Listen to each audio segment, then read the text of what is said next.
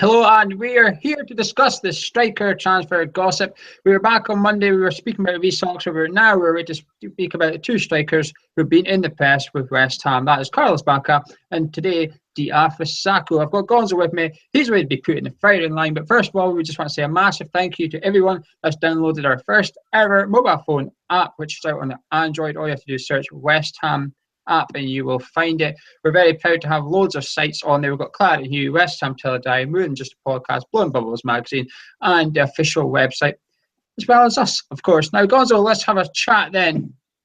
Let's talk about our own man first, Diafra Sakho. Apparently, a bid came in from Sunderland today for 11 million. Claret and Hugh very quickly got on the phone, found out the truth. You want to talk us through that a little bit? Yeah, Hugh got on the phone to his top source and then contacted me straight away, and there has definitely been a bid from Sunderland. We've had some talk in the last few days. Have we bid for such a player? Have we had a bid for Tompkins? It was no. We have definitely received a bid from Sunderland today, but it's been reported it was an £11 million bid. It's nothing of the sort. The club think it's a derisory bid. They're not very happy with it at all. I think it's a bit of a joke bid, to be honest with you.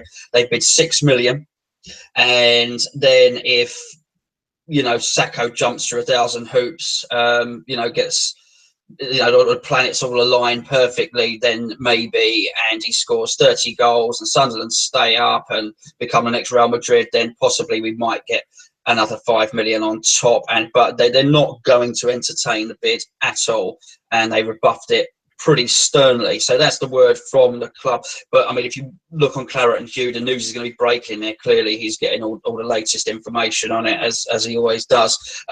My own view is I've not heard this. I wouldn't be surprised if we did accept a bid, but they're not even close to it. Well, let's talk about Sakho then, because if you've been watching us all season, you'll know that Gonzo is a big fan of Sakho, whereas I'm more of an Andy Carroll fan. Gonzo, let's say it was 11 million up front on the table. There's the 11 million in cash. Would that tempt you as a fan? No, not in today's market. No, not when you think Bournemouth spent 10 million on was it a Phobie from Wolves? The fella that Fulham signed was 10 million. Is Ross McCormack, is that his name? Jordan Rhodes was 14 million.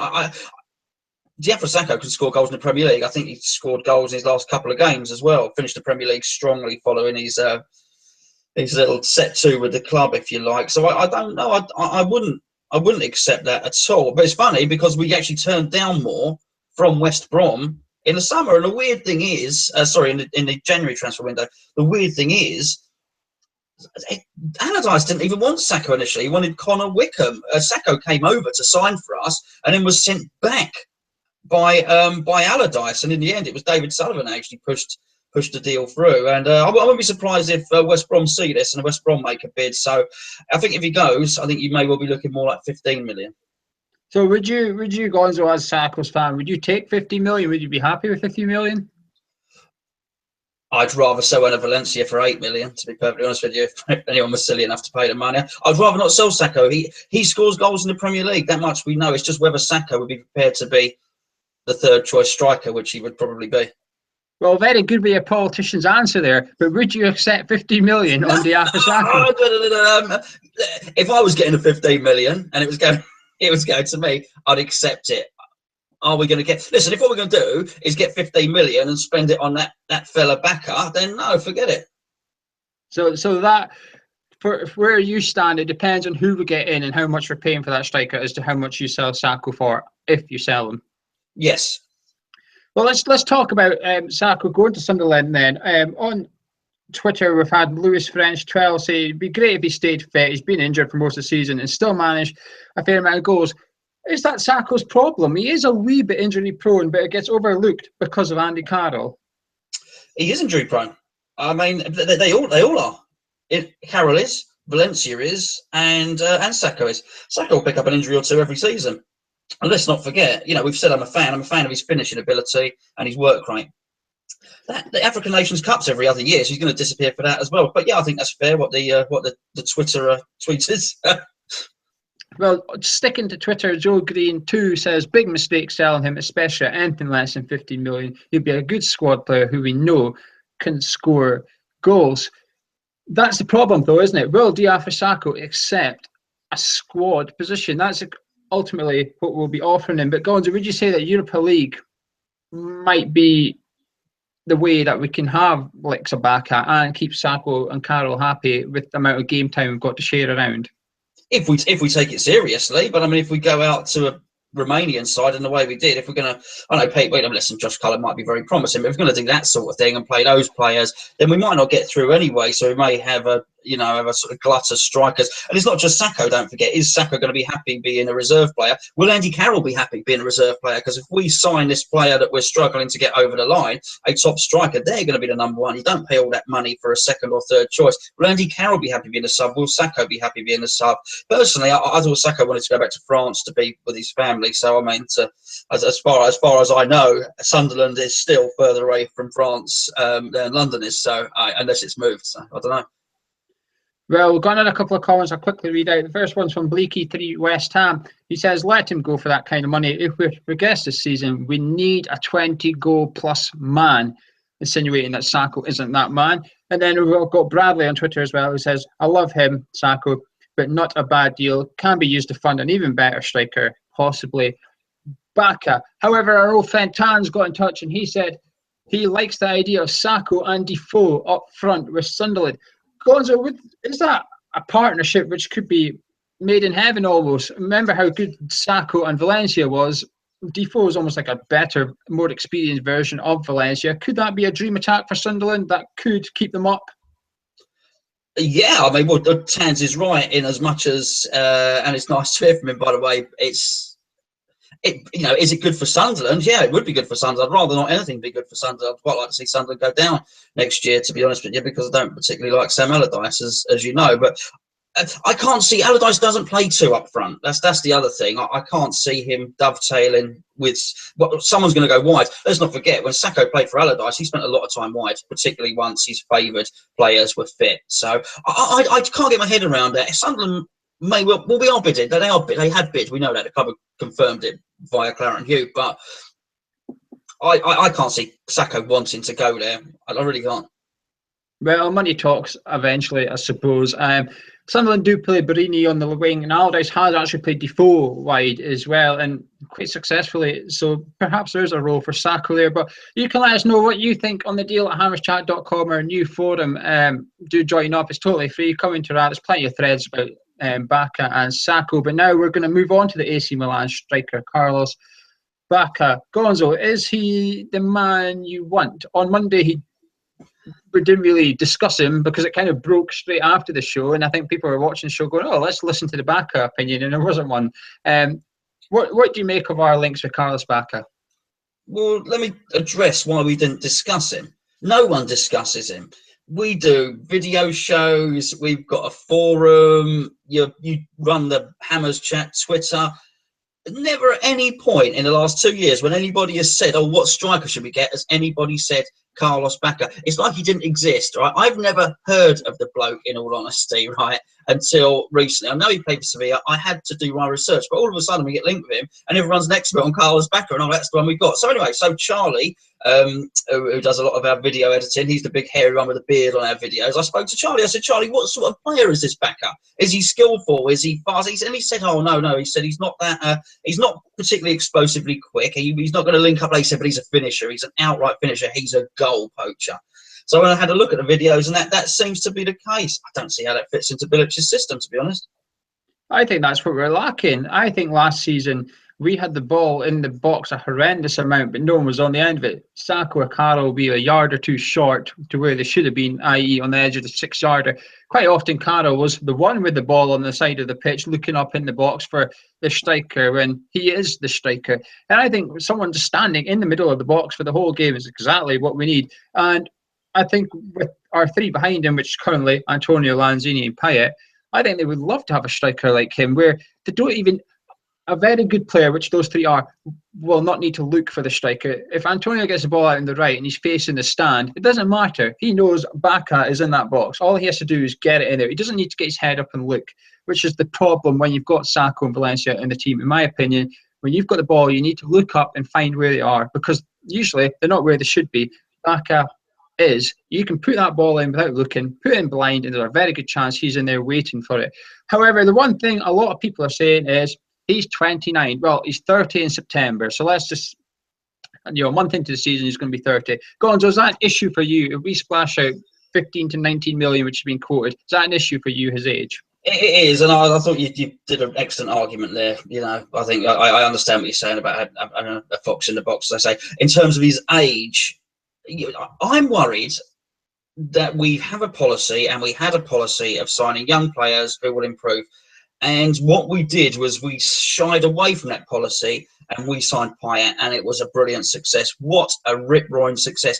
And I just hope now that we are not going to totally move. Well, actually, that's the way to go. Let's sign, players that are 29 and of that sort of age, because again, it's going to come down to price. You sign that guy at 10 million, it's fine, and you still get the 25 million pounds 25-year-old striker, then I think it's absolutely fine. But I think most of the time when you buy players in the twilight of their career, perhaps that's a harsh term, but towards the end of their career, I think most of the time it's not going to work out when they come from a foreign country. I think we struck gold with Payet. I would certainly worry about Bacca's age. Yeah. I'm not concerned about his age at all. I think, but Gonzo, surely you have to listen to the owners. The owners are saying we need 20-goal striker next season. They're not talking about 2 years' time. They're not talking about 3 years' time, which is what your 20-year-old would be. They'd be the ones looking at the future. And we're trying to get one of them as well, cheaper, albeit, but we're still trying to get one of them. However, they're looking for a 20-goal season now, next season. Surely that's someone that's got the experience and the know-how, and that is a 29-year-old striker who's been banging in goals every season. He scored 20 goals in 40 starts last season in a very poor AC Milan team. Yeah, listen, it's not my money. Again, you make a good argument for it. I don't know, would a Colombian journeyman who went from Sevilla, who went to AC Milan and granted to score goals, will he come into the Premier League and score goals in our country? I'm not so sure. I don't know. I'm not sure he would be that 20 goal a season striker. What I do think about strikers like that is they have to be scoring. When they're offering not a lot else and they're staying in the box, as you described and as Charlie described, if they're not scoring, then they're actually not doing anything else. So they're not building their confidence up by sort of linking play and getting assists and joining in with the team ethic. And if it comes over and he doesn't score, then I think it's I remember Kesman. I know it might have been a different league. I remember Kesman coming over. He scored a hatload of goals in Holland. Came over, couldn't hit a donkey's bottom with a banjo, So I personally, I think you buy Berahino. I think he'd score more goals than this bloke. I don't think strikers always have to score to contribute. I don't think they even need to touch the ball to contribute. As long as they take the best centre-back out of the way and distract them, and it allows your runners to come into the box, job done. You don't even need to be anywhere near the ball, Carlos Bacca. As long as you're playing Arsenal and you're standing next to Laurent Koscielny and you pull them out of the way and create room for others, job done. Yeah, I know, but you can't have it both ways. You can't say we're looking for a 20 goal a season striker and then say, well, actually, it doesn't matter if he doesn't, as long as he pulls people out of the way 20 times during the season. That's not it. And when you are looking at a player like this and his only job, that's it. He's a poacher. He's a goal sniffer, fox in the box, whatever you want to call it. That's his job to do that. He's got to deliver the goals. I'd steer clear. I looked at the YouTube videos as well, and yeah, he was sniffing out chances, but I think there's better players out there. Well, I'm willing to take a bet with someone for charity, Dylan Tombida's charity or something. If we do sign this guy and if Tiki starts next season and half it, I will say he scores that many goals. If he doesn't, we will agree a fee and the loser will donate money to charity. That's how confident I am. I'll tell you what, if he scores 20 goals next season on a Talk a Good Game on one of our blogs next season, our video blogs, I guarantee that I will get Charlie to wear a dress. Well, there we go, Carl. If that doesn't entice Carlos Bacca, I don't know what will. Well, let's just take a quick look over at Twitter. Neil Thompson says, we are looking for a 20-goal striker. This man will deliver. He's confident in Carlos Bacca as well. And on the forum at hammerschat.com, Happy Hammer says, Bacca is the type of signing that can push us. We're not quite big enough for the likes of Lacazette yet. Do you agree with that, Gonzo, that maybe we were punching above our weight with the likes of Lacazette and we should maybe just take a step back, go for the next step down, which is your Carlos Bacca? No, I don't think that, because Lacazette hasn't done anything in the game yet. I think you're punching above your weight trying to get Ibrahimovic, who is a world star. Lacazette has played for Olympique Lyonnais, and their club have slapped a huge price tag on him. He hasn't actually done anything. He scores 1 in 2 in an average league. No, I think no, I wouldn't think so. Anyway, Happy Hammer would say that he's always happy. That's his username. Well, Gonzo, next on the line then, will you be a happy hammer or not so happy hammer if we sign Carlos Bacca for 18 million? I need to see him play. I don't know enough about him. I'll be dubious. I'll be sceptical. I'll tell you what, I'll be a lot happier signing Christian Benteke for 18 million or Seda Berahino for 18 million. Crikey, I'll be happier signing Jermaine Defoe for 6 million than Carlos Bacca. Well, there you go. You've just heard it there from Gonzo. You'd rather have Benteke, Berahino, or Defoe instead of Carlos Bacca. Let us know if you agree at the forum at hammerschat.com. Going back to our earlier man, Diafra Sakho, in case you've just joined us later on, got a few more viewers than we had at the start. And that Gonzo says he will not sell Diafra Sakho. Even for 15 million, he probably wouldn't consider it. Do keep up to your latest news at clanwho.info. If you haven't been on there tonight, do go check out. He's got an article on Diafra Sakho about the Sunderland bid, which we spoke about earlier in the show. So you do go back and check it if you want. Of course, if you've got an Android, download our app. Search on the Play Store, search West Ham app, and you will find it. Thank you very much for your support. Do join us on the forum. Make sure you subscribe. We'll be back with loads of videos. Euro 2016 in a week, and you will find out if I'm supporting England or not. Don't miss it.